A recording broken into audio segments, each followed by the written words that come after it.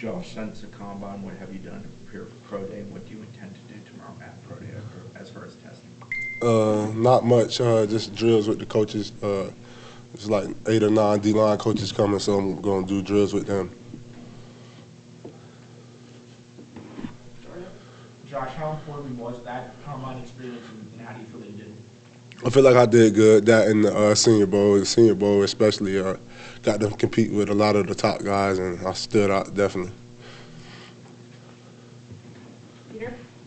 Josh, how was the interviewing process talking to NFL teams? What were your takeaways from that?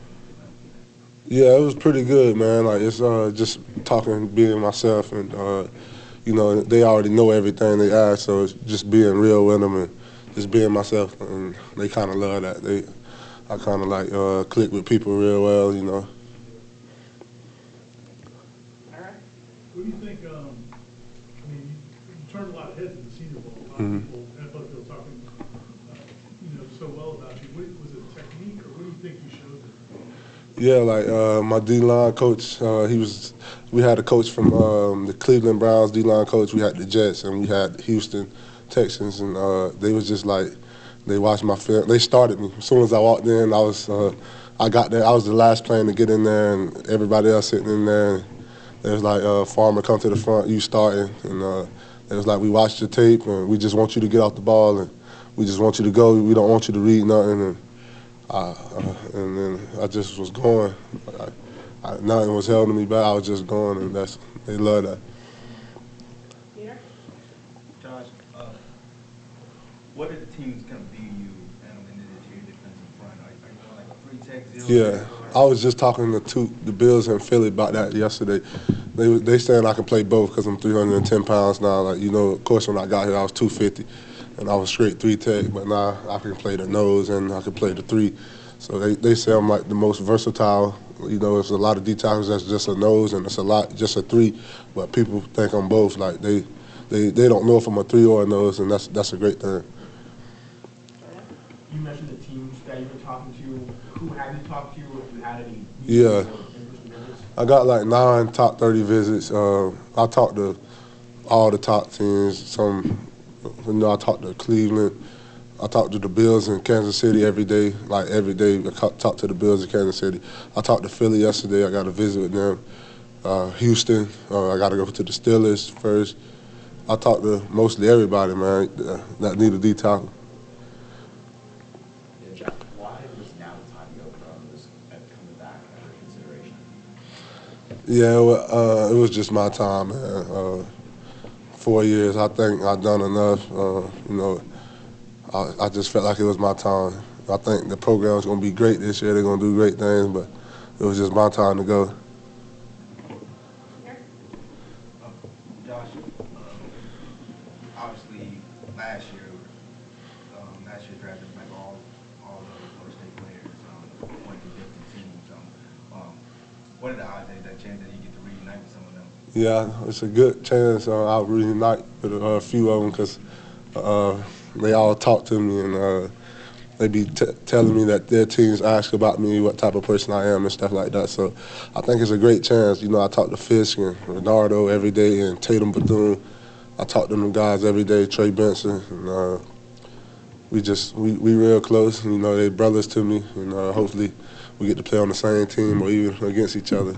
So I enjoy that. All right.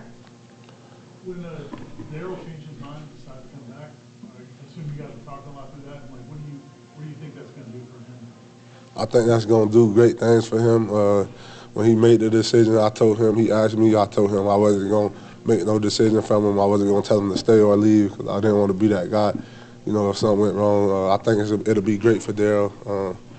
If he would have stayed or came out, he's a great person. But I think he's going to be one of the better D tackles in the league this year, in the college football, definitely. All right. Did the new staff try to change your mind at all? Yeah, we met, but I kind of already had my mind made up, so I didn't, I kind of already knew it was my time.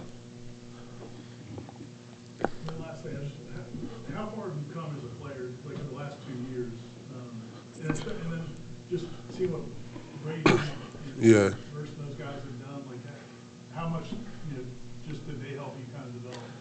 Yeah, just watching Fisk and Verse, especially Fisk, his work ethic and how much time he spent prehabbing.